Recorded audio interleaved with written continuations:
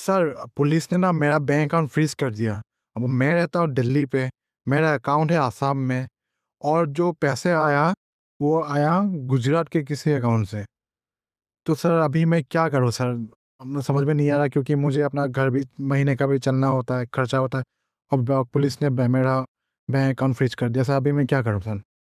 देखिए, अभी इसमें आई थिंक 2 जनवरी 2026 को मिनिस्ट्री ऑफ होम अफेयर्स ने एक एसओपी रिलीज की है। एसओपी होती है स्टैंडर्ड ऑपरेटिंग प्रोसीजर।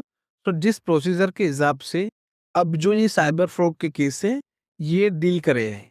तो बेसिकली आपकी केस में क्या हुआ है, अब मैं आपको रिपीट कर देता हूँ जो आपने बोली है, मुझे जो फैक्ट बताएं कि आप रहते हैं दिल्ली और आपका अकाउंट असम का है और आपका किसी और स्टेट में मे बी गुजरात या केरला या आपका किसी भी स्टेट से आपकी कंप्लेंट हुई है वहां पे और आपके अकाउंट में कुछ पैसा आया और आपका अकाउंट फ्रीज कर दिया गया है।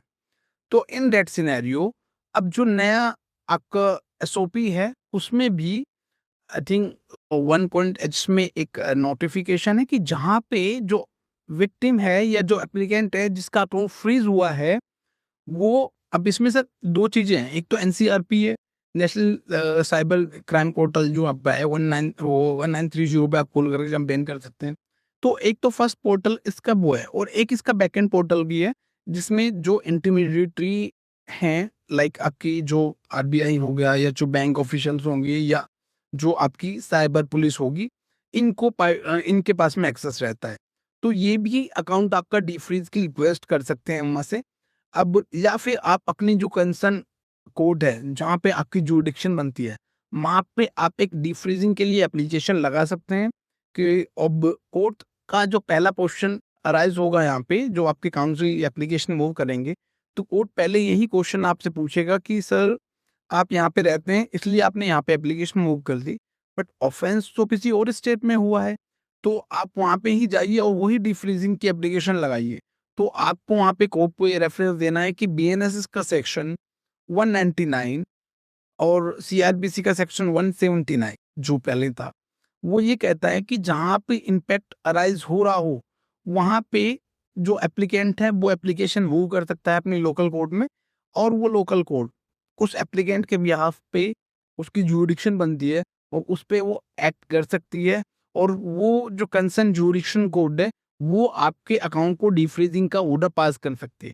अब now if you are try to satisfy to the court की सर जुरिडिक्शन कैसे बनती है और कैसे आपकी ये चीजें हो पाएंगी, तो कोर्ट को आपको ये अप्राइज करना है कि सर जो अभी नई गाइडलाइन आई है एसओपी आई है उसके अंदर अब ये प्रोविजन है कि आपका अकाउंट जहाँ पे आपको इम्पैक्ट आ रहा है जो आपकी लोकल जुरिडिक्शन है वो कोर्ट उस कोर्ट को नोटिस करके उनसे रिप्लाई मंगा सकती है और अगर वहाँ पे भी उन्होंने कॉम्प्लायंसेस फॉलो नहीं किए हैं, ड्यू डिलिजेंस नहीं किया है, लाइक अकाउंट फ्रीज करने से पहले उन्होंने लोकल मजिस्ट्रेट से परमिशन नहीं दी है या there is a timeline as well you are able to justify कि you are not aware about the payment and there is no role of yours कि आपके अकाउंट में बस पैसे आए, तो वो उस अकाउंट पे जो पैसे आए हैं आपके अकाउंट में उन पे लीव मार्क कर सकते हैं।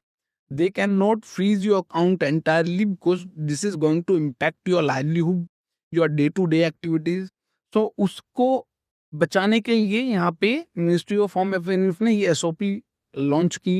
आप उनका रेफरेंस कोड को दे सकते हैं।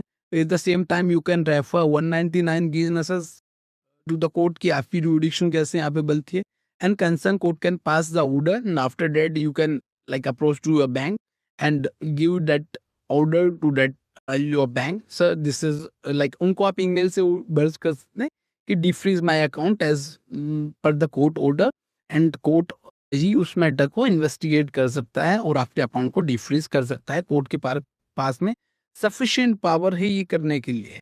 सो साइबर फ्रॉड में अगर आपका अकाउंट फ्रीज होता है तो don't need to be panic, just sit back and relax, approach to a lawyer or a counter who can file an application on your behalf before the court and after that आपकी court को ये decide करना है, वो उनको notice करके आपकी complaint local से भी वो मंगा सकते हैं और उसके बाद में वो आपकी फर्दर इन्वेस्टिगेट करेंगे मैटर को कि इसमें क्या हुआ है, ऑर्डर पास करके आपके अकाउंट को डिफ्रीज कर सकते हैं।